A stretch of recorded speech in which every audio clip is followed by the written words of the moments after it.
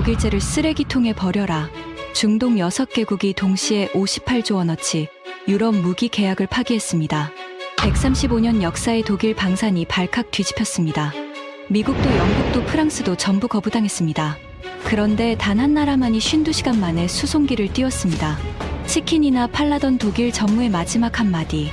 내가 틀렸다.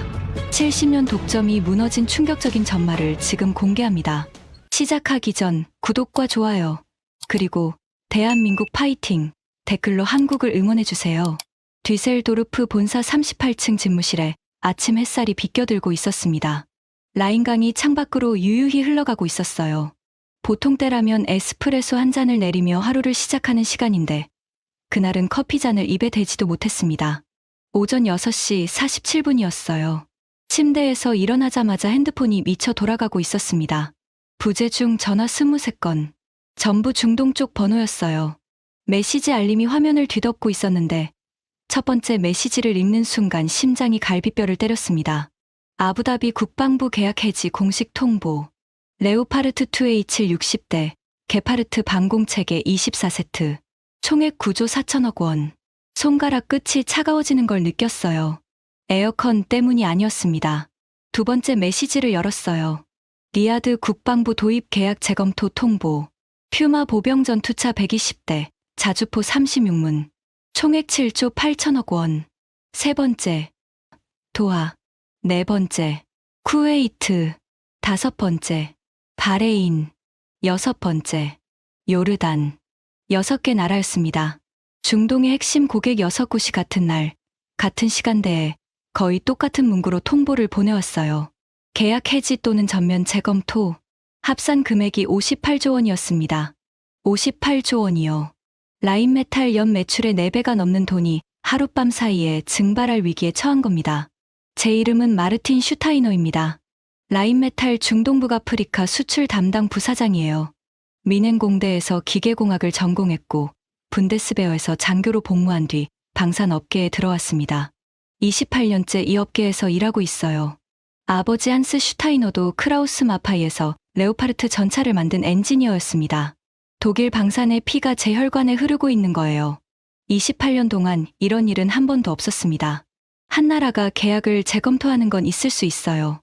두 나라가 동시에 움직이면 좀 긴장되죠. 하지만 6개 나라가 같은 날 동시에 같은 행동을 취한다. 이건 우연이 아닙니다. 누군가가 판을 짰다는 뜻이에요. 옷을 갈아입고 본사로 달려갔습니다. 엘리베이터 안에서 핸드폰을 꺼내 주가를 확인했어요.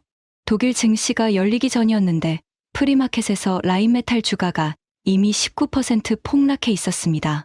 크라우스 마파이 14% 하락, 틸센크루프 방산 부문 11% 하락, 독일 방산주가 전멸하고 있었어요.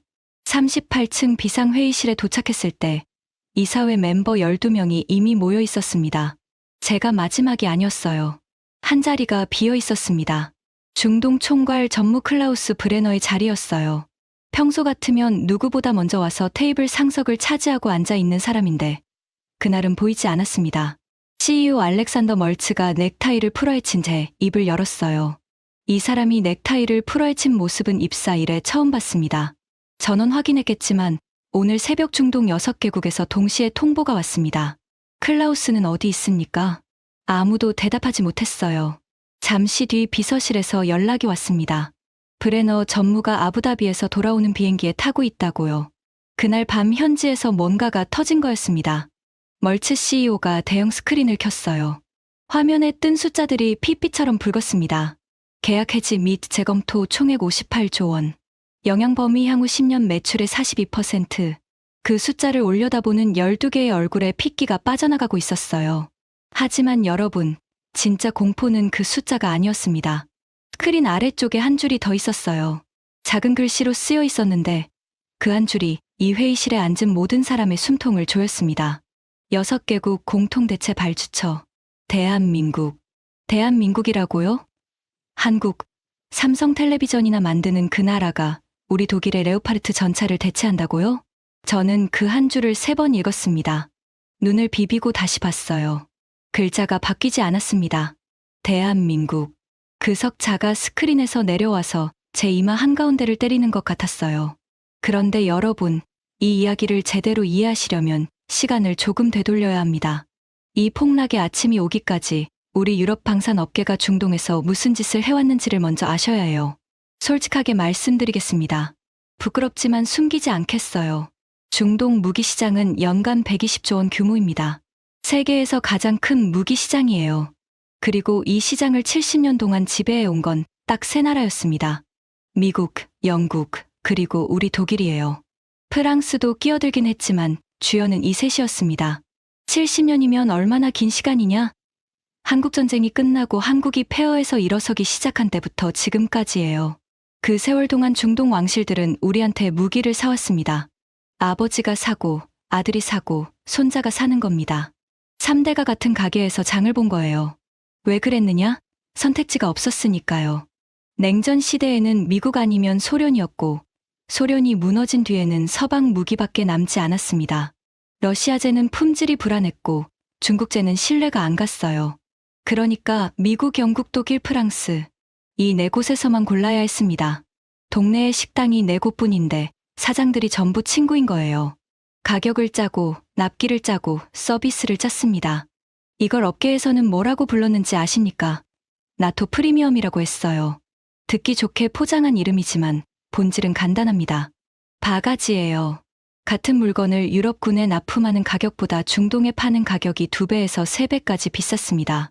레오파르트 2A7 전차를 예로 들어볼게요. 독일 연방군에 납품하는 가격이 대당 120억 원이에요. 같은 전차를 사우디에 팔 때는 대당 180억 원을 받았습니다. 1.5배예요. 거기에 기술 지원비, 운용 교육비, 예비 부품 패키지를 별도로 얹으면 총액이 대당 240억 원까지 올라갑니다. 같은 물건이에요. 같은 공장에서 같은 사람이 조립한 전차인데 사는 사람이 아랍인이라는 이유로 2배를 내는 겁니다. 그게 가능했던 이유는 하나예요. 살 곳이 없으니까. 편의점이 하나뿐인 사막 한가운데서 생수 한 병에 10,000원을 불러도 사는 거랑 같습니다. 목이 마르면 가격을 따질 수 없잖아요. 그리고 이 구조의 한복판에 클라우스 브레너라는 사람이 있었습니다. 클라우스 브레너, 63세, 라인메탈 중동 총괄 전무, 미넨 출신이에요. 이 사람이 중동에서 무기를 판 세월이 35년입니다. 저보다 7년 선배예요. 키가 190cm가 넘고 은발을 뒤로 빗어 넘기고 맞춤 양복의 손목에는 파텍 필립 시계를 차고 다닙니다. 걸을 때 구두 뒤꿈치가 대리석 바닥을 두드리는 소리가 복도 끝에서부터 들려요. 그 구두 소리만 들으면 비서들이 자세를 고쳐 앉을 정도였습니다. 이 사람의 별명이 뭔지 아세요? 사막의 상인이에요. 본인이 직접 붙인 별명입니다. 명함 뒤에 새겨놓았어요. 어디 가서 자랑스럽게 꺼내밀었습니다. 클라우스가 중동에서 어떻게 장사를 했는지 하나만 말씀드릴게요. 석 달 전 아부다비에서 열린 IDX 방산 전시회 이야기입니다. IDX가 뭐냐면 세계 최대 무기 박람회예요. 이틀 동안 중동 전역의 국방장관, 군수 내부, 왕실 인사들이 모이는 자리입니다. 계약 규모가 보통 20조에서 30조 원 사이예요. 라인메탈 부스는 메인 전시관 정중앙에 있었습니다. 면적이 800제곱미터, 축구장 10분의 1 크기예요. 레오파르트 2A7 실물 전차가 부스 한가운데 올라가 있었고 게파르트 방공체계 모형이 옆에 나란히 서 있었습니다. 독일 국기가 천장에서 내려와 있었고 조명이 전차의 강철 표면을 번쩍이게 비추고 있었어요. 클라우스가 그 부스에서 아랍 고객들을 맞이하는 모습을 저는 2m 뒤에서 지켜봤습니다. UAE 육군 조달국장 하마드 알자비가 가격 문제를 꺼냈어요. 조심스럽게요. 아랍 문화에서 손님이 직접 가격을 깎는 건 체면이 상하는 일이거든요. 그런데 그만큼 부담이 된다는 뜻이에요. 슈타이너 전무님, 레오파르트 단가가 작년 대비 15% 올랐는데 조정 여지가 있을까요? 클라우스가 어떻게 했는지 아세요? 샴페인 잔을 한 모금 마시고 입꼬리를 살짝 올리며 이렇게 말했습니다. 하마드, 레오파르트가 비싼 게 아닙니다. 당신네 사막이 전차에 가혹한 거예요. 사막 적응 패키지만 6천억 원인데 이건 깎을 수 있는 성격이 아닙니다. 싫으면 러시아 전차를 사세요. 이게 협상입니까? 이건 통보예요. 싫으면 꺼지라는 겁니다. 하마드의 턱선이 미세하게 굳었습니다. 하지만 아무 말도 하지 못했어요. 갈 곳이 없으니까. 러시아 전차를 사면 미국이 가만 안 놔두고 중국 전차는 품질이 불안했으니까요. 클라우스는 그런 표정을 즐겼어요. 상대가 아무 말도 못하고 입을 다무는 그 순간을 즐겼습니다. 권력의 맛이라고 생각했겠죠. 35년간 그랬으니까요. 중동 고객이 가격에 불만을 표시하면 클라우스가 쓰는 말이 있었습니다. 당신네 사막 밑에 석유가 얼마나 묻혀 있는지 나도 알고 있어요. 돈 걱정은 하지 마세요. 이 말을 듣고 웃는 아랍 고객은 한 명도 없었어요. 하지만 계약서에는 사인했습니다. 매번요. 70년 동안요. 돈을 내고 모욕을 사는 거래였습니다. 그리고 납기 문제는 가격보다 더 심각했어요. 중동 고객이 레오파르트 전차를 주문하면 납품까지 평균 32개월이 걸렸습니다. 2년 8개월이에요. 아이를 가져서 낳고 첫 생일까지 지나도 전차가 안 오는 겁니다. 게파르트 방공체계는 더 심해서 40개월이었어요. 3년 4개월. 이게 정상입니까? 독일 연방군에 납품할 때는 18개월이면 됩니다. 같은 공장, 같은 라인, 같은 전차인데 중동 고객은 왜 2배를 기다려야 하느냐? 이유가 뭐냐면요. 우선순위에서 밀리는 겁니다. 나토 회원국 물량이 먼저고 중동은 나중이에요. 돈은 중동이 더 많이 내는데 줄은 뒷줄에 세우는 겁니다. VIP석 요금을 내고 일반석에 앉히는 거예요. 그런데도 70년간 이 구조가 유지된 이유는 단 하나였습니다. 대안이 없었으니까요. 적어도 우리는 그렇게 믿고 있었어요. IDX 방산 전시회 마지막 날이었습니다. 전시관 구석에 한국관 이야기를 해야겠어요. 한국관은 메인 전시관에서 한참 떨어진 별관에 있었습니다. 별관이라고 하면 좋게 말한 거예요. 사실상 구석이었어요. 면적이 200제곱미터. 라인메탈 부스의 4분의 1 크기였습니다. 한화 디펜스와 LIG, 넥스원이 공동으로 부스를 꾸려놓았는데 솔직히 말씀드리면 지나가면서 힐끔 보고 마는 수준이었어요. 그런데 클라우스가 마지막 날 일부러 한국관을 찾아갔습니다. 왜 갔느냐? 전날 밤 만찬석에서 UAE 측 누군가가 한국 방공체계를 한번 살펴볼 가치가 있다고 언급했거든요. 그 한마디가 클라우스의 귀에 들어간 겁니다. 저도 따라갔어요. 클라우스가 뭘 하려는지 궁금하기도 했고 한국 부스를 한 번도 제대로 본 적이 없었거든요. 한국관에 들어서자 레이더 체계 모형과 미사일 발사대, 축소판이 전시돼 있었습니다. 부스 직원이 서너 명 있었는데 한 사람이 우리를 보더니 바로 다가왔어요. 명찰에 박진우라고 적혀 있었습니다. 한화 디펜스 수출 담당이라고 했어요. 35쯤 되어 보이는 젊은 직원이었는데 영어가 유창했고 미소가 단정했습니다. 어서 오십시오. 뭐 도와드릴까요? 클라우스가 전시품을 슬쩍 둘러보더니 천국 미사일 모형 앞에서 멈췄어요. 코끝으로 웃음을 밀어내며 물었습니다. 이게 뭡니까? 천궁 중거리 지대공 미사일 체계입니다. 사거리 40km, 최대 고도 20km, 동시 교전 가능 목표수 6기입니다. 클라우스가 손가락으로 모형의 발사대를 톡톡 두드렸어요. 마치 장난감을 만지듯이요. 이거 실전 배치된 적 있습니까? 한국군에서 운용 중입니다. 중동 지역 수출 실적도 있습니다. 클라우스가 저를 돌아봤어요. 눈빛이 빤히 보였습니다. 저한테 보여주려는 거예요. 이게 얼마나 우습냐는 걸. 마르틴, 이것 좀 봐. 모형 좀 봐. 귀엽지 않아? 그리고 다시 박진우를 향해 고개를 돌렸습니다. 젊은 친구, 솔직히 물어보겠소. 한국이 무기를 만든 지 몇 년이나 됐습니까? 박진우의 미소가 미세하게 경직됐지만 곧 돌아왔어요. 한국 방산의 역사는 50년이 넘습니다. 클라우스가 손사래를 쳤어요. 50년. 우리 라인메탈은 135년이요. 독일이 전차를 만들 때 한국은 아직 전쟁 복구를 하고 있었소. 솔직히 말하면 치킨이나 잘 팔아야 하는 나라 아니오? 미사일은 왜 만드는 건지 모르겠군. 제 옆에서 웃음이 새어나왔습니다. 같이 따라온 영업팀 직원 2명이 입을 가리고 웃었어요. 저도 솔직히 속으로 웃었습니다. 한국이 미사일을 만든다는 게 우습게 들렸거든요. 그때는요.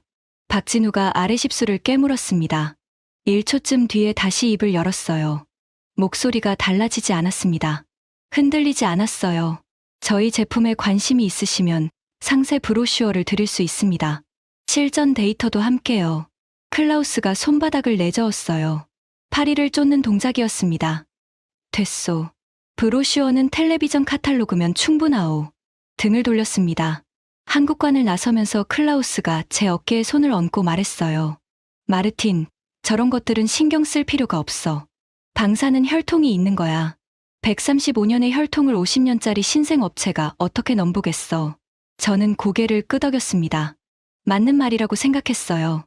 그런데 여러분, 그 한국관에서 우리가 등을 돌리고 나온 바로 그 시간에 같은 전시장, 반대편 VIP 미팅룸에서는 전혀 다른 일이 벌어지고 있었습니다. 우리가 몰랐어요. 아무도 몰랐습니다. UAE 국방부 차관이 한화 디펜스 대표단과 비공개 면담을 하고 있었던 겁니다. 30분짜리 면담이었어요. 그 30분 동안 오간 내용이 뭐였느냐? 이후에 알게 됐는데 이런 대화가 오갔다고 합니다. UAE 측이 물었어요. 긴급 상황에서 납품 가능한 최단 기간이 얼마입니까? 한화 측이 답했습니다. 한국 정부 승인이 떨어지면 72시간 이내에 수송기를 띄울 수 있습니다. 72시간이요? 3일. 그렇습니다. 자국군 물량을 조정해서라도 우선 공급하겠습니다. 그 자리에서 UAE 차관의 표정이 어떠했는지는 알 수 없어요. 하지만 결과는 분명했습니다. 그 VIP 미팅룸에서 나온 뒤 UAE는 내부적으로 방산 다변화 프로젝트를 가동했다고 합니다. 코드명이 뭐였냐면요. 이스턴 쉴드. 동쪽의 방패. 동쪽이 어디겠습니까? 대한민국이에요. 그걸 우리가 알았느냐? 전혀요. 코빼기도 몰랐습니다. 다만 한 가지 조짐은 있었어요. IDX가 끝나고 한 달쯤 뒤 제 책상에 중동 지역 월간 동향 보고서가 올라왔습니다. 보고서 마지막 페이지 구석에 한 줄이 적혀 있었어요. UAE 국방부 내부 조직 개편 감지. 한국 방산 도입 검토 태스크포스 구성 가능성. 저는 그 한 줄을 읽고 코웃음을 쳤습니다. 내부 검토야 늘 하는 거니까요. 미국 것도 검토하고 프랑스 것도 검토하고 터키 것도 검토해요. 검토는 쇼핑이지 구매가 아닙니다. 진열장을 구경하는 거지 지갑을 여는 게 아니에요. 그 보고서를 클라우스한테 보여줬더니 이 사람이 뭐라고 했는지 아세요? 한국, 한화. 그게 아까 그 치킨 회사 맞지? 웃었습니다. 회의실에 있던 5명이 전부 웃었어요. 저도 웃었고요. 그런데 석 달 뒤에 우리 중 누구도 웃지 못하게 됩니다. 또 한 달이 지났을 때 두 번째 보고서가 올라왔어요. 이번에는 한 줄이 아니라 반 페이지였습니다. 중동 6개국 공동방산협의체 구성. 의제의 한국산 무기 도입 포함. 보통 중동 국가들이 방산을 논의할 때는 미국이나 영국하고 양자 협상을 해요.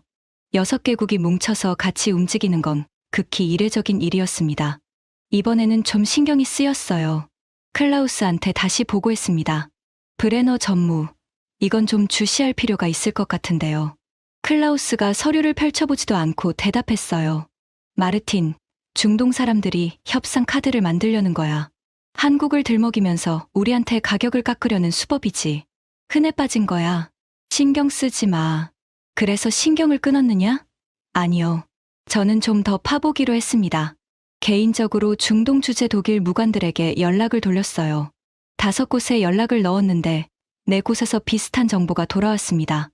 UAE가 한국과 비밀리에 합동훈련을 추진하고 있다는 거였어요. 합동훈련이요. 이건 검토가 아닙니다. 실행 단계에 들어갔다는 뜻이에요. 겉으로는 기술 교류 프로그램이라고 포장했지만 실체는 한국 무기의 사막 환경 적합성 시험이었습니다. 클라우스한테 3번째로 보고했어요. 이번에는 제 목소리에 긴장이 묻어 있었습니다. 전무님, UAE가 한국과 합동훈련을 추진하고 있다는 정보가 있습니다.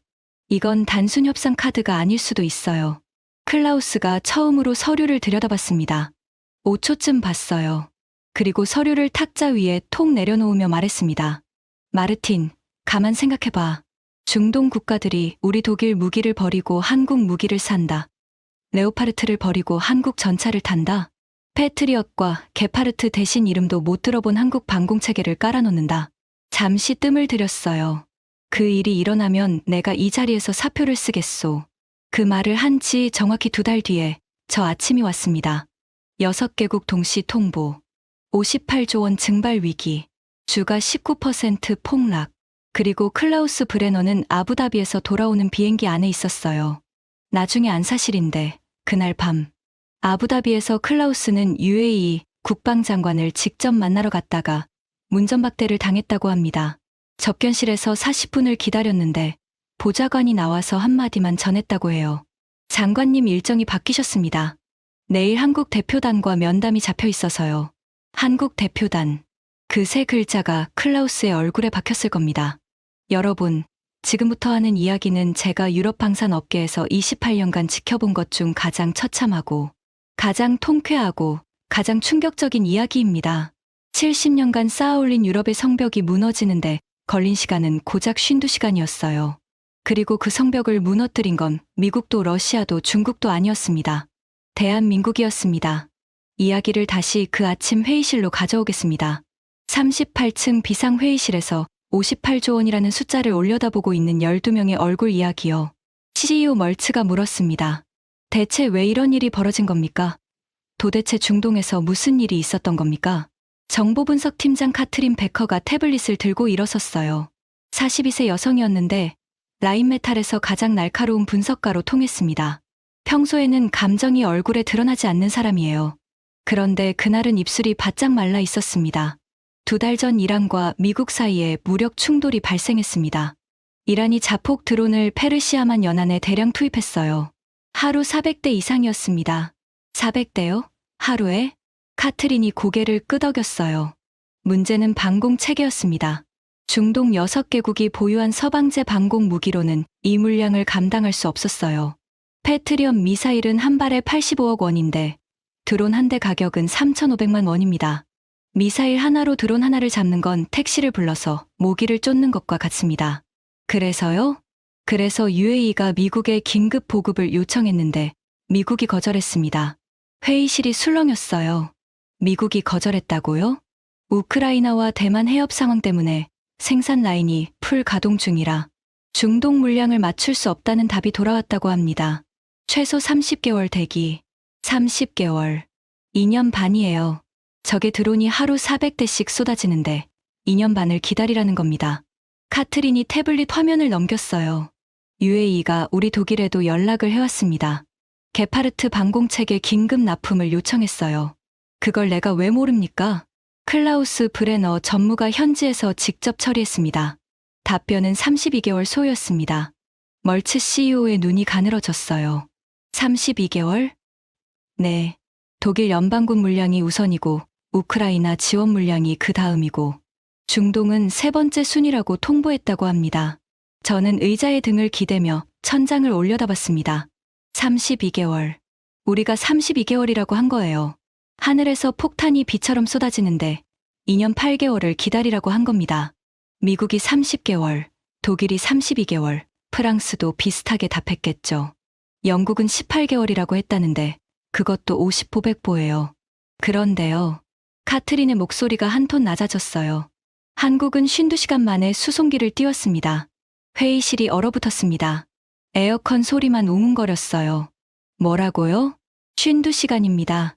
UAE가 한국에 긴급 요청을 넣은 지 52시간 만에 한국 공군 수송기가 아부다비 알다프라 공군기지에 착륙했습니다. 천국 유도탄 38발과 기술팀 14명이 실려 있었습니다. 저는 계산을 해봤어요. 32개월은 약 23,000시간입니다. 52시간은 52시간이고요. 440배 차이예요. 우리가 서류를 접수하고 검토 회의를 열고 예산 승인을 받고 생산 일정을 잡는 동안 한국은 이미 미사일을 실은 비행기가 사막 위에 바퀴를 내리고 있었던 겁니다. 그것만이 아니었어요. 카트린이 말을 이었습니다. 한국은 계약금이 완납되지 않은 상태에서 자국군 배치분을 떼어서 보냈습니다. 잠깐, 자국군 것을 떼어냈다고요? 그렇습니다. 한국군이 훈련에 쓰던 물량을 뜯어서 UAE에 우선 공급한 겁니다. 한국 국방부가 직접 승인했다고 합니다. 회의실에 묘한 침묵이 흘렀어요. 누군가가 물컵을 탁자에 내려놓았는데 그 소리가 유난히 크게 울렸습니다. 자기 군대 것을 뜯어서 보내준다. 돈도 다 못 받은 상태에서. 이건 우리가 이해할 수 있는 비즈니스가 아니었어요. 우리는 돈을 먼저 받고 순서를 정하고 우선순위를 매기고 그 뒤에야 납품합니다. 그게 규칙이에요. 135년 동안 그렇게 해왔으니까요. 그런데 한국은 그 규칙을 무시하고 사람부터 살린 겁니다. 멀츠 CEO가 자리에서 일어났어요. 창가로 걸어가서 라인강을 내려다봤습니다. 등을 보이고 선체로 물었어요. 카트린, 그래서 그 한국 미사일이 실전에서 어떤 성적을 냈습니까? 카트린이 태블릿에서 다음 슬라이드를 띄우기 전에 잠시 멈췄어요. 숨을 한번 들이쉬었습니다. 이 부분이 가장 핵심입니다. Chapter 5 97%의 철퇴. 카트린이 대형 스크린에 데이터를 띄웠습니다. 한국 천궁 미사일이 도착한 지 5일째 되던 새벽, 이란이 전력을 쏟아부었어요. 탄도 미사일 8발과 자폭 드론 150대를 동시에 날렸습니다. 복합 공격이었습니다. 복합 공격이 뭐냐면요. 드론 떼를 먼저 풀어서 방공망의 시선을 빨아들인 다음 그 틈을 타서 진짜 미사일을 때리는 전술이에요. 낚시로 치면 미끼를 뿌려놓고 물고기가 입을 벌리는 순간 작사를 꽂는 겁니다. 천궁 체계가 탄도 미사일 8발을 전담했습니다. 결과는요. 카트린이 화면을 가리켰어요. 숫자 하나가 크게 떠 있었습니다. 천궁 실전 요격률 97%.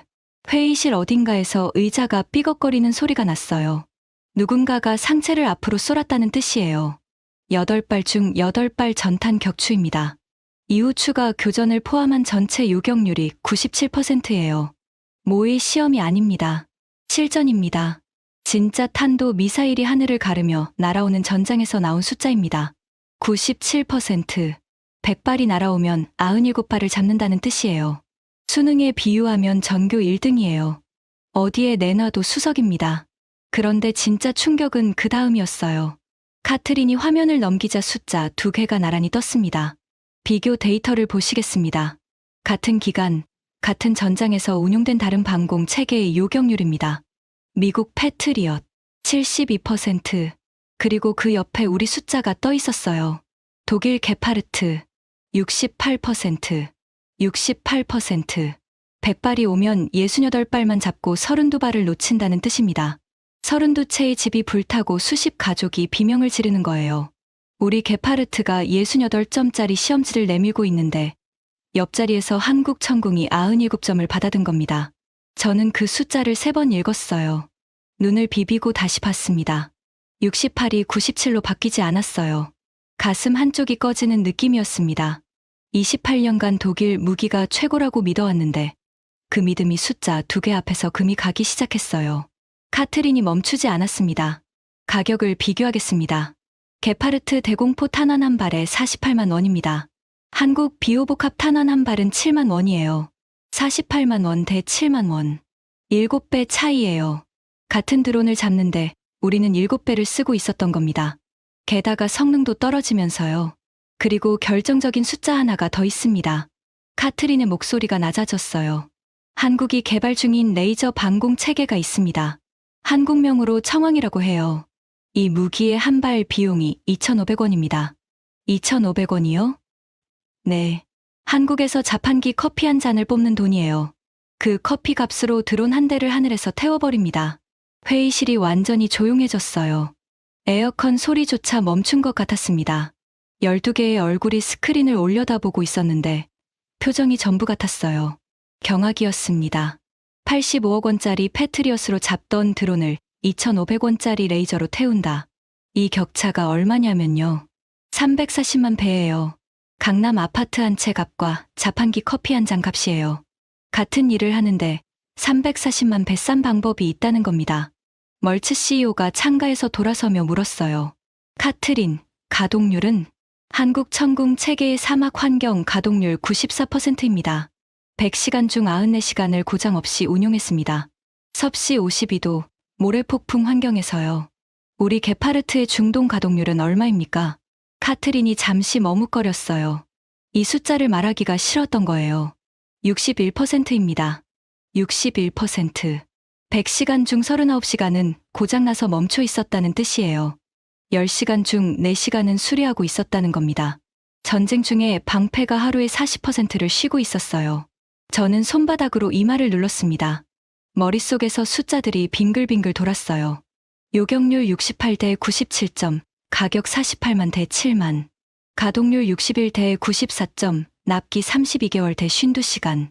어느 항목 하나 우리가 이기는 게 없었습니다. 전부 졌어요. 완패였습니다. 그때 멀츠 CEO가 한마디를 했는데 그 말이 회의실 공기를 칼로 벤 것 같았어요. 그러니까 우리가 70년간 팔아온 물건이 중고차였다는 겁니까? 한국은 최신형을 반값에 팔고 있는데 아무도 대답하지 못했습니다. 하지만 그 순간에도 저는 한 가지를 놓치고 있었어요. 97%라는 숫자의 충격에 빠져서 더 큰 그림을 보지 못하고 있었던 겁니다. 이건 UAE 한 나라만의 문제가 아니었어요. 중동 전체가 움직이고 있었습니다.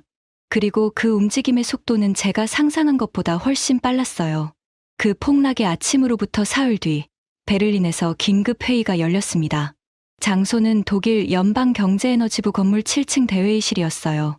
평소에 EU 무역 협상에 쓰이는 방인데 그날은 유럽 방산업계의 장례식장 같은 분위기였습니다. 참석자 명단을 말씀드릴게요. 독일에서 라인메탈 CEO 멀츠, 크라우스 마파이 부사장, 틸센크루프 방산 담당 이사, 프랑스에서 탈레스 중동 지사장 장르익 모로, 다소 항공 이사, 영국에서 BAE 시스템즈 중동 부사장 빅토리아 아슈포드, 그리고 각국 국방부 실무자들까지 총 22명이었습니다. 저도 멀츠 CEO를 수행해서 참석했어요. 그리고 클라우스 브레너, 아부다비에서 문전박대를 당하고 돌아온 지 이틀째인 그 사람도 자리에 앉아 있었습니다. 평소에 빠테 필립 시계와 맞춤 양복은 그대로였지만 얼굴색이 달랐어요. 흘빛이 감돌았습니다. 눈 밑에 다크서클이 짙게 내려앉아 있었어요. 아부다비에서 돌아온 뒤로 제대로 자지 못한 게 분명했습니다. 회의를 연 건 독일 경제부 방산수출심의관 프리드리 볼프였어요. 55세, 민행공대 출신의 관료인데 이 사람이 첫 마디를 꺼냈을 때 회의실 온도가 3도쯤 떨어진 느낌이었습니다. 상황을 정리하겠습니다. 지난 72시간 동안 중동 6개국이 유럽산 무기 계약을 해지하거나 재검토에 들어갔습니다. 총 피해 추산 금액 58조 원, 독일 단독 피해만 23조 원입니다. 프랑스 17조 원, 영국 12조 원, 기타 6조 원. 이건 단순한 계약 분쟁이 아닙니다. 유럽 방산의 구조적 위기입니다. 프랑스 탈레스의 장르익 모로가 먼저 입을 열었어요. 55세, 에콜 폴리테크니크 출신. 이 사람은 방산의 본가는 프랑스다라는 자부심이 하늘을 찌르는 인물이에요. 콧수염을 기르고 있었는데 말할 때 콧수염 끝이 떨리는 게 습관이었습니다. 먼저 분명히 해둡시다. 이건 한국 때문이 아닙니다. 중동의 정치적 게임이에요. 한국을 카드로 써서 우리한테 가격을 깎으려는 겁니다. 클라우스가 고개를 끄덕였어요. 장르익 말이 맞소. 내가 35년간 중동을 봐왔는데 이런 수법은 한두 번이 아니에요. 한 달만 버티면 돌아옵니다. 갈 곳이 없으니까. 저는 그 말을 듣고 있으면서 가슴 한쪽이 불편했어요. 카트린이 보여준 숫자들이 머릿속에서 지워지지 않았거든요. 97대 68점, 52시간 대 32개월. 이건 협상 카드가 아니에요. 실전 데이터예요. 하지만 입을 열지 못했습니다. 클라우스와 장르익이 자신감에 차서 말하는데 부사장인 제가 전무를 정면으로 반박하기는 어려웠어요. 영국 BAE 시스템즈의 빅토리아 아슈포드가 찻잔을 내려놓으며 말했습니다. 58세, 옥스퍼드 출신. 은발을 단정하게 묶고 진주 목걸이를 한 여성이었는데 우아한 말투 뒤에 계산기가 돌아가고 있는 사람이에요. 영국 특유의 차가운 정중함이 몸에 배어 있었습니다. 저도 중동이 결국 돌아올 거라고 봅니다. 다만 하나 확인할 게 있어요. 한국 무기의 실전 데이터가 사실입니까? 요격률 97%라는 숫자를 제가 2번이나 확인했는데 출처가 확실한 건가요? 카트린이 대답했어요. UAE 국방부 공식 데이터입니다. 나토 정보공유 채널로 들어온 겁니다. 검증됐습니다. 빅토리아의 눈썹이 미세하게 올라갔어요.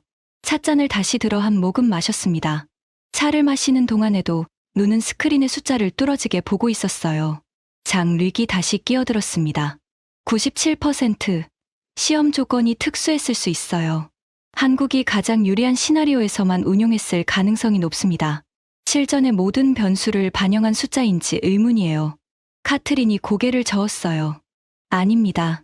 이란의 복합 공격 상황이었습니다. 탄도 미사일과 드론이 동시에 투입된 최악의 조건이에요. 거기에 사막 환경까지 가세했고요. 이보다 가혹한 시험 환경은 존재하지 않습니다. 장르익의 콧수염이 떨렸어요. 반박거리를 찾으려는 듯 눈알이 좌우로 움직였지만 입에서 나온 건 짧은 한숨이었습니다. 그때 프리드리 심의관이 서류를 한 장 꺼내 테이블 위에 놓았어요. 더 큰 문제가 있습니다. 오늘 아침 입수한 정보입니다. 회의실의 시선이 일제히 그 서류로 쏠렸어요. 폴란드 국방부가 한국과의 K2 전차 계약 2차분을 확정했습니다. 200대 추가 발주. 그리고 폴란드 국방차관이 인터뷰에서 이렇게 말했습니다. 프리드리히가 서류를 읽었어요. 한국과의 계약은 우리 역사상 최고의 결정이었습니다. 독일 전차를 10년 넘게 기다려도 못 받았는데 한국은 2년 반 만에 200대를 전부 갖다 놨습니다. 앞으로 폴란드 육군의 주력 전차는 한국산입니다. 회의실의 공기가 바뀌었어요. 폴란드는 나토 회원국이에요. 유럽 한복판에 있는 나라입니다. 중동이 한국으로 갈아탄 건 그래도 먼 곳의 이야기라고 자위할 수 있었어요. 하지만 나토 동맹국인 폴란드까지 한국 전차를 주력으로 쓰겠다고 선언한 건 다른 차원의 충격이었습니다. 클라우스의 표정이 처음으로 변했어요. 아까까지의 자신감이 사라지고 입술이 일자로 굳었습니다. 폴란드 거는 예외적인 상황이었습니다. 우크라이나 사태 때문에 급하게 결정한 거예요. 프리드리히가 서류를 한 장 더 꺼냈어요. 노르웨이도 한국산 K9 자주포와 천무 다연장 로켓을 도입했습니다. 에스토니아도 K9을 들여놓았고요. 호주는 한화 디펜스와 보병 전투차 사업을 진행 중입니다. 한 장 더요. 그리고 어제 사우디 왕세자실에서 한국 대통령실로 직접 한라인이 연결됐다는 정보가 있습니다. 의제는 방산 포괄 협력이에요. 사우디까지요? 클라우스가 자리에서 벌떡 일어났습니다. 사우디는 우리의 가장 큰 고객이에요. 연간 8조 원 어치를 사가는 곳입니다. 사우디를 잃으면 라인메탈의 중동 사업은 끝나는 겁니다. 알고 있습니다. 프리드리히가 차분하게 대답했어요. 그래서 이 회의를 소집한 겁니다. 회의실에 다시 침묵이 내려앉았습니다. 22개의 얼굴이 서로를 바라봤어요. 70년간 당연하다고 여겨왔던 것이 무너지는 소리가 들리는 것 같았습니다. 천장의 형광등이 우문거리는 소리가 유난히 크게 들렸어요. 그때 클라우스가 입을 열었습니다. 이 사람이 꺼낸 카드가 상황을 더 악화시킬 줄은 그 자리에 있던 누구도 예상하지 못했어요. 클라우스가 양복 안주머니에서 접힌 서류를 꺼냈어요. 미리 준비해 온 겁니다. 아부다비에서 돌아오는 비행기 안에서 쓴 게 분명했어요. 한 가지 카드가 있습니다. 22개의 시선이 쏠렸어요. 중동 국가들이 한국 무기로 갈아타면 나토 무기 체계와의 호환성이 끊어집니다. 탄약, 통신, 정비, 업그레이드 전부요. 이건 중동 입장에서 엄청난 전환 비용이에요. 클라우스가 서류를 펼쳤어요. 우리가 독일 외교부를 통해 공식 통보를 하는 겁니다. 한국 무기를 도입하면 기존 유럽산 무기의 기술 지원과 부품 공급을 중단하겠다고요. 그러면 중동은 선택해야 합니다. 70년간 쌓아온 나토 체계를 유지하느냐, 검증도 안 된 한국산으로 처음부터 다시 시작하느냐. 빅토리아가 찻잔을 내려놓으며 말했어요. 사실상 최후 통첩이군요. 클라우스가 고개를 끄덕였어요. 최후 통첩이라고 하면 거칠지만 현실적인 경고입니다. 한국을 선택하면 우리 유럽과의 관계가 끝난다. 이 점을 분명히 전달해야 합니다. 장 류기 손뼉을 쳤어요. 좋은 생각이에요. 우리 프랑스도 동참합니다. 라팔 전투기 정비 계약과 연동시키면 압박이 더 강해져요. 빅토리아도 고개를 끄덕였습니다. 영국도 함께 가겠습니다. 캠 미사일 부품 공급 조건에 조항을 넣으면 됩니다. 독일, 프랑스, 영국, 유럽 방산 3대 강국이 합세해서 중동에 최후 통첩을 보내기로 한 겁니다. 한국을 선택하면 유럽 전체가 등을 돌리겠다고요. 저는 그 자리에 앉아서 불안했어요. 입을 열어야 하나 말아야 하나 망설였습니다. 이게 과연 먹힐까? 97%라는 숫자를 본 사람들한테 협박이 통할까? 하지만 저는 입을 다물었습니다. 회의실의 분위기가 클라우스 편이었으니까요. 빅토리아와 장류까지 합류했으니까요. 부사장인 제가 전무셋을 동시에 반박할 수는 없었어요. 사흘 뒤 독일, 프랑스, 영국 3국의 공식 서한이 중동 6개국 국방부에 동시에 전달됐습니다. 외교적으로 포장된 문장이었지만 내용은 간단했어요.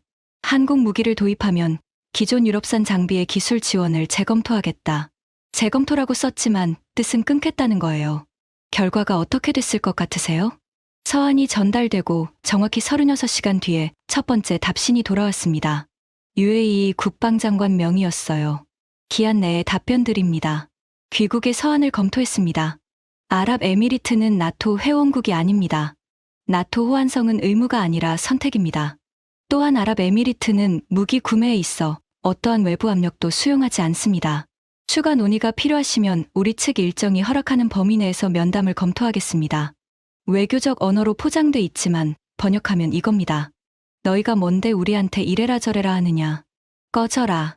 스문의 시간 뒤에 사우디 답신이 왔어요. 어조가 더 날카로웠습니다. 사우디아라비아 왕국은 국방 주권에 관한 어떠한 외부 간섭도 용납하지 않습니다. 유럽과의 기존 계약은 귀국 측의 납품 이행 여부에 따라 재평가될 것입니다. 이건 더 노골적이에요. 우리한테 납품이나 제대로 하라는 겁니다. 32개월씩 기다리게 해놓고 무슨 협박이냐는 거죠. 카타르, 쿠웨이트, 바레인, 요르단. 하루 간격으로 비슷한 답신이 줄줄이 돌아왔습니다. 톤은 조금씩 달랐지만 내용은 하나였어요. 협박 안 먹힌다. 그런데 진짜 뒤통수는 따로 있었어요. 우리의 최후 통첩이 전달된 지 일주일 뒤, 제 핸드폰에 뉴스 알림이 떴습니다. UAE 국방부 발표. 한국 한화 디펜스와 방공체계 대규모 도입 계약 체결. 천궁 24세트, 비오 복합 36세트, 천무 다연장 로켓 48문. 총액 14조 원. 손이 떨렸어요. 핸드폰을 잡고 있는 손가락 마디가 하얘졌습니다. 14조 원이요. 우리가 잃어버린 9조 4천억 원보다 더 큰 금액을 한국이 가져간 겁니다. 단순히 기존 계약을 대체한 게 아니에요. 추가 발주까지 한꺼번에 한국에 몰아준 겁니다. 우리가 협박을 하니까 오히려 한국한테 더 많이 준 거예요. 뒷골목에서 주먹을 흔들었더니 상대가 경찰을 부른 격이에요. 그 경찰이 한국이었던 겁니다. 클라우스한테 전화를 걸었어요. 전무님, UAE가 한국하고 14조 원짜리 계약을 체결했습니다. 수화기 너머로 3초간 아무 소리도 들리지 않았어요. 그리고 클라우스의 목소리가 들렸는데 처음으로 자신감이 빠져 있었습니다. 나머지 나라들은 어떻습니까? 제가 확인한 바로는 사우디도 한국과 협의를 시작했습니다. 카타르는 이미 의향서에 서명했다는 정보도 있고요. 전화 저편에서 무언가가 탁자에 놓이는 소리가 들렸어요. 물컵을 내려놓는 소리인지 주먹으로 탁자를 치는 소리인지는 모르겠습니다. 그 뒤로 도미노가 시작됐어요. 사우디가 한국과 K2 전차 도입 협의에 들어갔다는 뉴스가 떴습니다. 이틀 뒤 카타르가 천궁 도입 의향서를 체결했어요. 나흘 뒤 쿠웨이트, 일주일 뒤 바레인과 요르단. 한 달 만에 중동 6개국이 전부 한국 쪽으로 돌아섰습니다. 58조 원이 증발한 게 아니에요. 58조 원이 대한민국으로 건너간 겁니다. 우리 금고에서 빠져나간 돈이 한국 금고에 들어간 거예요. 그리고 이 도미노의 마지막 한 방이 남아 있었습니다. 우리의 자존심을 완전히 부숴버린 한마디요. 그 한마디는 중동에서도 유럽에서도 아닌 전혀 예상 못한 곳에서 날아왔어요. 중동 6개국이 한국으로 돌아선 지 3주쯤 됐을 때였습니다. 프리드리 심의관이 긴급 회의를 다시 소집했어요. 이번에는 베를린이 아니라 화상회의였습니다. 화면에 참석자들의 얼굴이 뜨는데 분위기가 3주 전과 완전히 달랐어요. 3주 전에는 그래도 자신감이 있었습니다. 중동이 결국 돌아올 거라는 믿음이 있었어요. 하지만 14조 원 계약 뉴스가 터지고 사우디까지 움직이기 시작하면서 그 믿음이 산산조각 났습니다. 클라우스의 얼굴이 화면에 떴는데 3주 만에 5년은 늙어 보였어요. 눈 밑 다크서클이 턱까지 내려와 있었고 은발이 헝클어져 있었습니다. 파텍 필립 시계가 평소보다 느슨하게 감겨 있었어요. 손목이 말랐다는 뜻이에요. 빅토리아도 평소의 차가운 정중함이 사라져 있었습니다.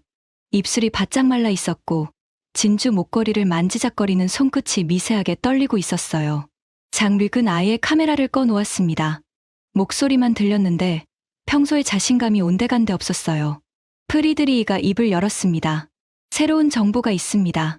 이건 아직 공개되지 않은 건데 내일 국제안보학술지에 실릴 예정입니다. 화면에 문서 하나가 공유됐어요. 표지에 이스라엘 국방군 마크가 찍혀 있었습니다. 이스라엘 텔아비브 국방연구소 아비카츠 수석연구원의 분석 보고서입니다. 이스라엘이 어떤 나라인지는 다들 아시죠? 아이언돔을 운용하는 나라예요. 방공 기술에 관해서는 지구상에서 가장 많이 실전을 치른 나라입니다. 프리드리히가 보고서의 핵심 문단을 읽었어요.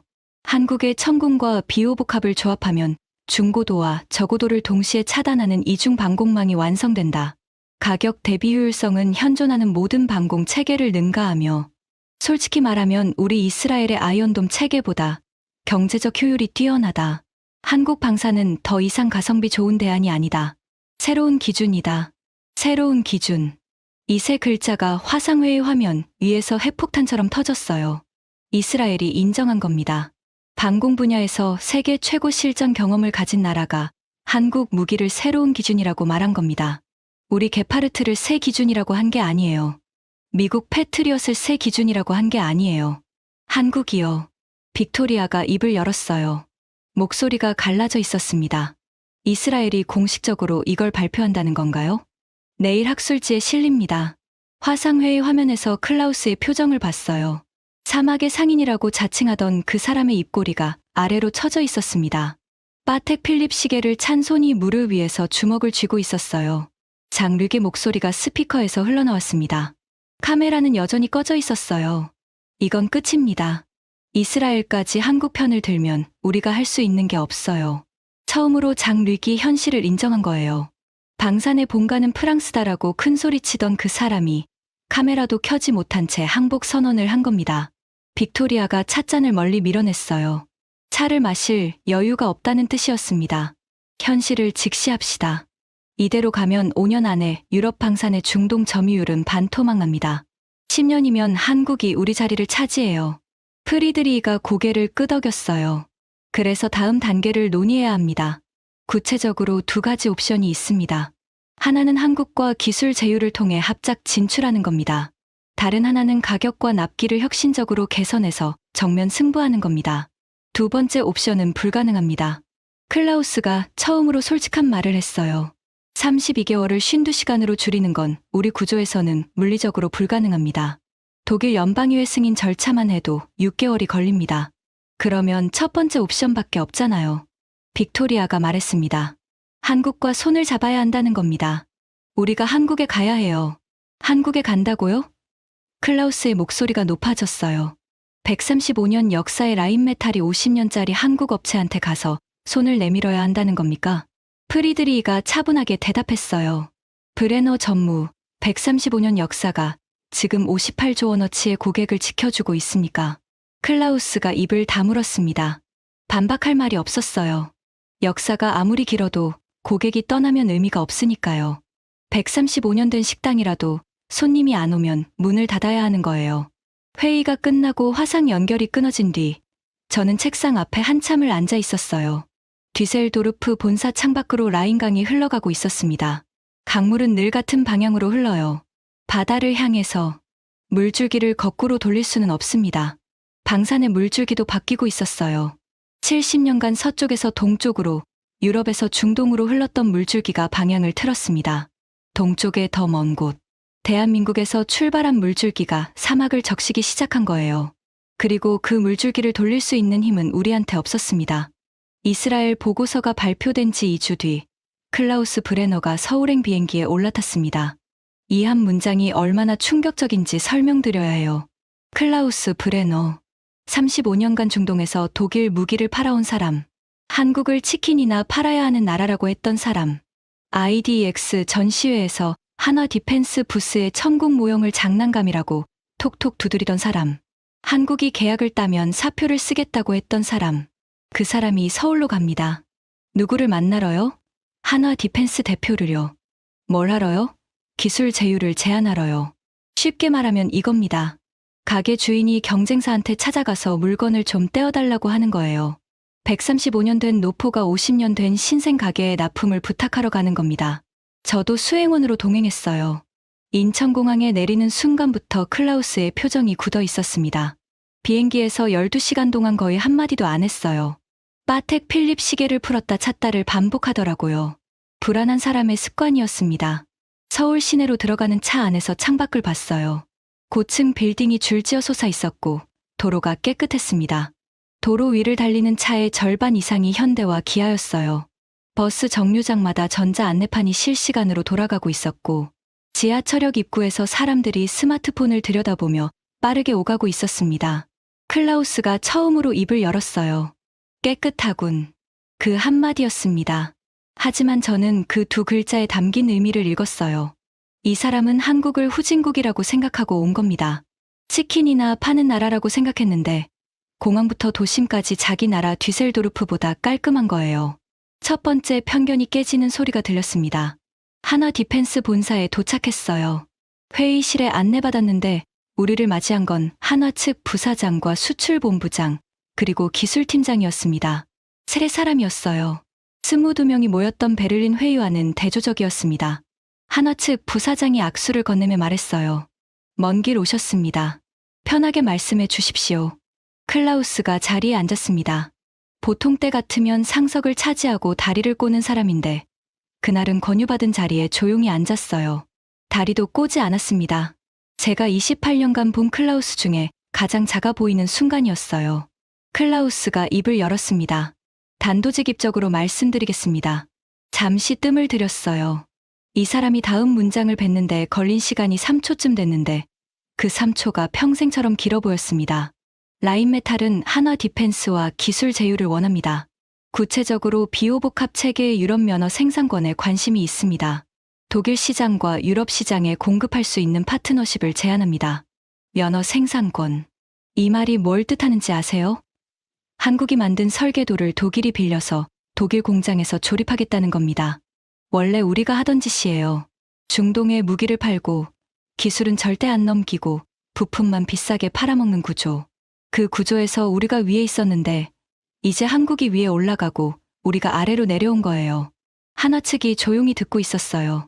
표정 변화가 거의 없었습니다. 기뻐하지도 않았고 놀라지도 않았어요. 마치 이렇게 될 줄 알고 있었다는 듯이요. 한화 부사장이 대답했습니다. 제안에 감사드립니다. 검토하겠습니다. 다만 한 가지 말씀드리고 싶은 게 있습니다. 클라우스가 고개를 들었어요.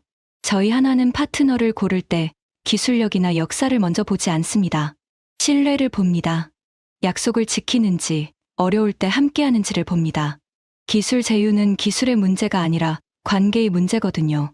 클라우스의 턱선이 미세하게 떨렸어요. 저는 그 떨림을 놓치지 않았습니다. 신뢰라는 단어가 이 사람의 급소를 정확히 찔렀거든요. 우리가 35년간 중동에서 한 일이 뭐였습니까? 바가지를 씌우고, 납기를 미루고, 급할 때 등을 돌리고 협박까지 했어요. 그게 신뢰입니까? 그건 착취예요. 한국은 달랐습니다. 52시간 만에 수송기를 띄웠어요. 자기 군대 것을 떼어서 보냈어요. 계약금도 다 못 받은 상태에서요. 그리고 14명의 기술팀이 섭씨 52도의 사막에서 호텔도 요구하지 않고 활주로 위에서 공구를 꺼내 들었어요. 회의는 1시간 만에 끝났습니다. 구체적인 합의는 나오지 않았어요. 한화 측이 검토하겠다고 했으니까요. 하지만 분위기는 나쁘지 않았어요. 적어도 문을 닫지는 않았습니다. 회의실을 나서면서 클라우스가 저한테 말했어요. 복도를 걸으면서 아무도 안 듣는 데서. 마르틴. 네, 내가 틀렸어. 그 한마디를 뱉는 클라우스의 목에 힘줄이 섰어요.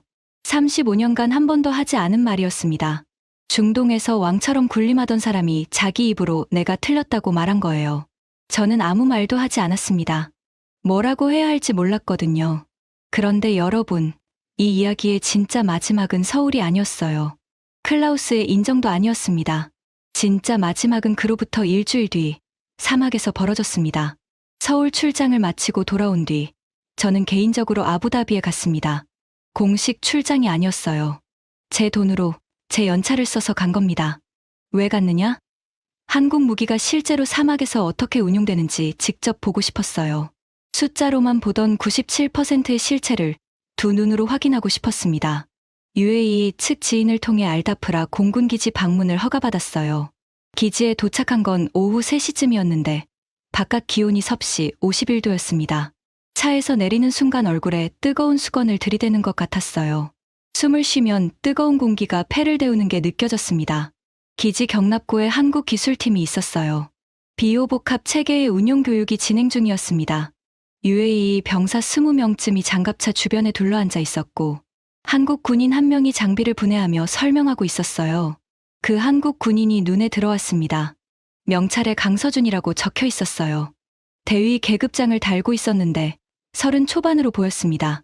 작은 체구의 살같이 햇볕에 검게 그을려 있었어요. 군복에 소금꽃이 피어나 있었습니다. 땀이 마르면서 생긴 하얀 자국이에요.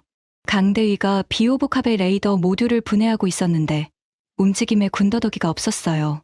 부품 하나를 빼면 바닥에 깔린 천 위에 정확한 순서대로 놓았습니다. 그리고 UAE 병사들한테 설명하는데 아랍어 인사를 건넸어요. 아살라무 알레이쿰. 발음이 어색했습니다. 혀가 꼬이는 게 그대로 들렸어요. 그런데 UAE 병사들이 웃었습니다. 비웃는 게 아니었어요. 저 사람이 여기 오기 전에 아랍어를 연습했구나 하는 따뜻한 웃음이었습니다. 저는 경납고 그늘에 서서 한참을 지켜봤어요. 그 광경이 익숙하면서도 완전히 달랐거든요. 우리 독일 기술진이 중동에 올 때를 떠올렸습니다. 5성급 호텔 스위트를 요구했어요. 공항에 벤츠 세대를 보내달라고 했고, 미팅은 반드시 에어컨이 나오는 VIP 라운지에서 하자고 했습니다. 한 번은 기지까지 나와 달라고 했더니 헬기를 준비해 주지 않으면 이동이 곤란하다는 회신이 돌아온 적도 있었어요. 한국 기술팀은 텐트도 없이 섭씨 51도의 맨 햇빛 아래에서 UAE 병사들과 같은 먼지를 뒤집어 쓰고 있었습니다. 불평 한마디 없이요. 물 한 병 달라는 말도 없었어요. 교육이 끝나고 석양이 내려올 무렵 경납고 앞 시멘트 벤치에 앉아 있는데 강대위가 물병 하나를 들고 옆에 와서 앉았습니다. 제가 독일에서 왔다는 걸 기지 관계자한테 들었나 봐요. 라인메탈에서 오셨다고 들었습니다. 네, 개인적으로 왔어요. 강대위가 물병 뚜껑을 돌리며 사막 너머를 바라봤어요. 해가 모래 속으로 가라앉고 있었습니다. 하늘이 주황색에서 붉은색으로, 붉은색에서 보라색으로 물들어 가고 있었어요. 제가 먼저 물었습니다. 한 가지 묻고 싶은 게 있습니다. 한국은 왜 자기 군대 물량을 떼어서까지 여기에 보낸 겁니까? 계약금도 다 안 들어온 상태였잖아요. 강대위가 잠시 말이 없었어요. 물병을 돌리다가 멈추더니 주머니에서 접힌 종이 한 장을 꺼냈습니다. 출발 전에 대대장님이 부대원 전원한테 이걸 나눠주셨어요. 종이를 펼쳤습니다. 손으로 쓴 글씨였어요. 대대장이 직접 쓴 편지였습니다. 강대위가 천천히 읽었어요. 지금 저 나라 사람들 머리 위로 미사일이 떨어지고 있다. 우리가 보내지 않으면 사람이 죽는다. 우리는 다음 달에 새로 받으면 된다. 하지만 저 사람들한테는 오늘이 없으면 내일도 없다. 군인이 무기를 들고 서는 이유는 누군가를 죽이기 위해서가 아니라 누군가를 살리기 위해서다. 저는 아무 말도 할 수 없었어요. 목이 메었습니다. 사막의 건조한 바람이 눈가를 스쳤는데 그건 바람 탓이 아니었어요. 강대위가 편지를 접어서 다시 주머니에 넣었습니다. 석양이 그의 얼굴 반쪽을 붉게 물들이고 있었어요. 슈타이너 부사장님, 저희 한국은 전쟁을 겪은 나라예요. 70년 전에 나라가 통째로 잿더미가 됐습니다. 그때 다른 나라들이 왔어요. 미국이 왔고 터키가 왔고 에티오피아에서도 왔습니다. 총을 빌려주고 밥을 나눠주고 피를 섞었어요. 저희 할아버지 세대가 그렇게 도움을 받았습니다. 강대위가 사막 너머 수평선을 바라봤어요. 그래서 저희는 압니다. 급할 때 손 내밀어 주는 게 뭔지요. 물건을 돈 받고 파는 건 아무나 해요. 장사니까요. 급할 때 자기 것을 뜯어서 보내주는 건 아무나 못합니다. 그건 장사가 아니거든요. 저는 벤치에서 일어나지 못했습니다. 다리에 힘이 빠져 있었어요. 28년간 방산업계에서 일하면서 무기를 물건으로만 봤습니다. 이윤율과 납기와 시장 점유율의 대상으로만 봤어요. 돈이 되느냐 안 되느냐. 그게 전부였습니다. 한국은 달랐어요. 이 사람들한테 무기는 물건이 아니었습니다. 누군가를 살리는 도구였어요. 그리고 그 도구를 필요로 하는 사람이 있으면 자기 것을 뜯어서라도 보내주는 거였습니다. 그때 아버지 생각이 났어요. 한스 슈타이너. 크라우스 마파이에서 40년간 레오파르트 전차를 만든 엔지니어. 아버지가 은퇴하시기 전에 하신 말씀이 있었습니다. 마르틴, 우리가 만드는 건 전차가 아니라 방패다. 누군가의 가족을 지키는 방패야. 그걸 잊으면 우리는 그냥 철판을 자르는 공장이 되는 거다. 아버지 말씀을 잊고 있었어요. 우리는 방패를 만드는 사람이었는데 언제부터인가 방패를 파는 장사꾼이 돼버렸습니다. 방패가 필요한 사람한테 32개월을 기다리라 하고 더 비싸게 사라 하고 다른 데서 사면 부품을 끊겠다고 협박하는 장사꾼이요. 한국은 방패를 만드는 사람이 그대로였어요. 방패가 필요한 곳에 방패를 보내는 사람. 그게 장사가 되든 안 되든 돈이 되든 안 되든 사람을 먼저 살리는 사람들. 그제야 알겠더라고요. 왜 중동이 한국을 선택했는지. 97%라는 숫자 때문만이 아니었어요. 52시간이라는 속도 때문만이 아니었어요. 7만 원이라는 가격 때문만이 아니었어요. 진심이었어요. 한국의 진심. 급할 때 내 것을 뜯어서 보내줄 수 있는 마음. 그 마음을 사막이 알아본 겁니다. 석양이 모래 너머로 완전히 가라앉았어요. 사막에 별이 떴습니다. 한국에서 온 젊은 군인과 독일에서 온 나이든 무기상이 나란히 벤치에 앉아서 같은 하늘을 올려다봤어요. 제가 먼저 손을 내밀었습니다. 대위, 고맙습니다. 강대위가 제 손을 잡았어요. 사막 햇볕에 그을리고 장비 기름이 송금에 낀 손이었습니다. 하지만 악수의 힘은 단단했어요. 뒤셀도르프로 돌아오는 비행기 안에서 생각했습니다. 석 달 전을 떠올렸어요. 클라우스가 IDX에서 한국관의 천국 모형을 톡톡 두드리며 장난감이라고 했던 그날, 치킨이나 팔아야 하는 나라라고 했던 그날, 그 장난감이 97%를 찍었습니다. 그 치킨 나라가 중동 6개국의 하늘을 지키고 있습니다.